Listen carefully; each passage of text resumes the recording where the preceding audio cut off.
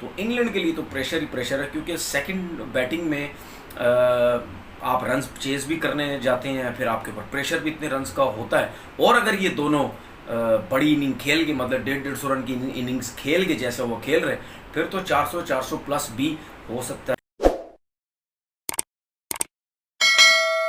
अस्सलाम वालेकुम जी, कैसे हैं आप लोग? सब ठीक ठाक हैं। न्यूजीलैंड और इंग्लैंड की जो सीरीज स्टार्ट हुई है उसका टेस्ट मैच तो आप लोग देख रहे होंगे, और आज टेस्ट मैच का दूसरा दिन ख़त्म हुआ। पहले दिन टेस्ट मैच में 17 विकेट्स गिरी, और उसकी वजह ये भी हो सकती है क्योंकि अगर हम इंग्लैंड के बॉलर्स की बॉलिंग देखें, वो अपनी कंडीशंस में बॉलिंग कर रहे थे। न्यूजीलैंड ने टॉस जीत के पहले बैटिंग की, जो कि मैं ये समझता हूँ कि देखा जाए तो न्यूजीलैंड के जो कप्तान हैं उन्होंने गलत फैसला किया, क्योंकि आपने टॉस जीत के उनको बॉलिंग करवा दी। उनकी अपनी होम कंडीशन थी, उसका बड़ा ज़बरदस्त उन्होंने फ़ायदा उठाया और 132 पे पूरी टीम आउट हो गई न्यूजीलैंड की। लेकिन आज का मैच जिस तरह खेला गया, फिर मैं आपको बताऊंगा कि क्या रीज़न थी कि न्यूजीलैंड के कप्तान ने टॉस जीत के पहले बैटिंग की। उसके बाद जिस तरीके से न्यूजीलैंड के बॉलर्स ने बॉलिंग की, 141 रन्स पे इंग्लैंड की टीम जो है वो आउट हो गई। और शुरू में बड़ा ज़बरदस्त खेल रहे थे, लेकिन उसके बाद जिस तरीके से विकेट्स गिरना शुरू हुई, टीम साउदी एक ह्यूज एक्सपीरियंस उनके पास इंटरनेशनल क्रिकेट का, हर फॉर्मेट की क्रिकेट खेलते हैं, और स्पेशली टेस्ट क्रिकेट में जिस तरीके से बॉल करते हैं, आगे पिच करते हैं, आउट स्विंग बड़ा ज़बरदस्त होता है। और आउट स्विंग के साथ जो उनका इन कटर होता है वो भी बहुत अच्छी बॉलिंग करते हैं। उन्होंने भी 4 आउट किए। फिर उसके बाद ट्रेंट बोल्ट, वो भी बड़े ज़बरदस्त बॉलर हैं, वो हमेशा न्यूजीलैंड के लिए बड़ा अच्छा परफॉर्म करते हैं। लेकिन अब जो सिचुएशन ये हो गई है कि दो दिन का गेम ख़त्म हो गया, और न्यूजीलैंड ने 236 रन किए हैं और 227 रन की लीड ले ली है न्यूजीलैंड ने।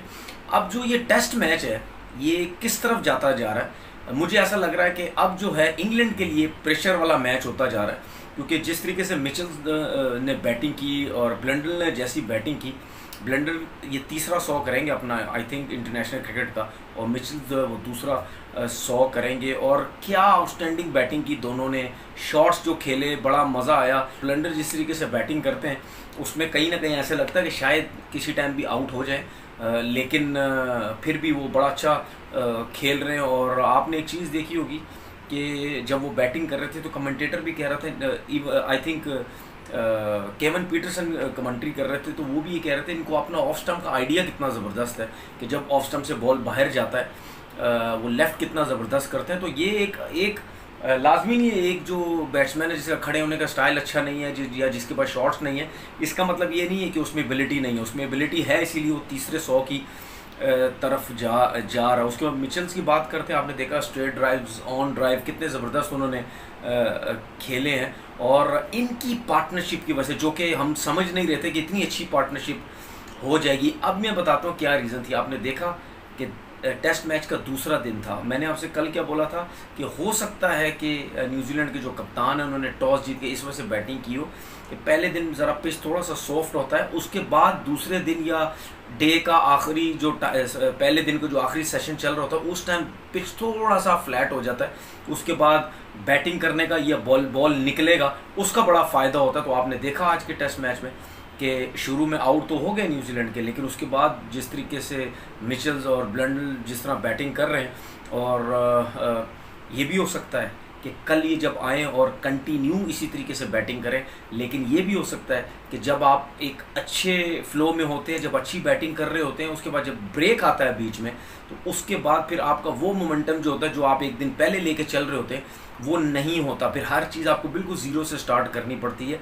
तो उसमें अगर न्यूजीलैंड कामयाब हो गया, ये दोनों प्लेयर कामयाब हो गए, तो फिर न्यूजीलैंड जो है 350 रन भी करता है, तो इंग्लैंड के लिए तो प्रेशर ही प्रेशर है, क्योंकि सेकंड बैटिंग में आप रन्स चेज भी करने जाते हैं, फिर आपके ऊपर प्रेशर भी इतने रन्स का होता है। और अगर ये दोनों बड़ी इनिंग खेल के, मतलब 150-150 रन की इनिंग्स खेल के जैसे वो खेल रहे, फिर तो 400 प्लस भी हो सकता है। फिर इंग्लैंड के लिए टेस्ट मैच ये बचाना बहुत मुश्किल हो जाएगा। मैथ्यू पोर्ट की बात करते हैं, बहुत अच्छी बॉलिंग की उन्होंने इस टेस्ट मैच के अंदर। केन विलियमसन को उन्होंने आउट किया दोनों इनिंग्स में, और अच्छा डेब्यू उनका। अब देखते हैं कि लाइन लेंथ बड़ी अच्छी है उनकी, बहुत तेज़ नहीं है, ऐसा नहीं लगता कि हाइट जितनी उनकी हाइट है या उनकी उनकी बॉडी है उस हिसाब से लगता है कि ये 140 प्लस इस तरह होंगे, लेकिन फ़िलहाल जो मैंने उनकी जो बॉलिंग देखी है उसमें इतनी तेज़ बॉलिंग नज़र नहीं है, लेकिन जो कंडीशन वो जिस तरीके से यूज़ कर रहे हैं लाइन लेंथ के हिसाब से वो बड़ी अच्छी है। और आपने पिच भी देखी होगी, कुछ बॉल्स जो है लो भी रहे हैं, तो इंग्लैंड जैसी कंडीशन में बहुत कम ऐसे नज़र आता है कि बॉल जो है वो कैरी अच्छे तरीके से नहीं कर रहा है। इस टेस्ट मैच में बॉल थोड़ा सा लो रह रहा है, कीपर को भी थोड़ी सी मुश्किल हो रही है। और लीच जो इनके स्पिनर थे वो आपने कल के मैच में देखा कि जिस तरह वो बाउंड्री पर डाइव मारते हुए उनकी गर्दन पे जोर आया और उसकी वजह से बाहर हो गए। पाकिस्तान जो उनके लेग स्पिनर थे उनको खिलाया गया, लेकिन वो बिल्कुल इम्प्रेस नहीं कर सके, बिल्कुल अच्छी बॉलिंग उन्होंने नहीं की। तो कहीं ना कहीं अब देखते हैं कि जो बेन स्टोक्स हैं कि कल जब आती है इंग्लैंड की टीम वो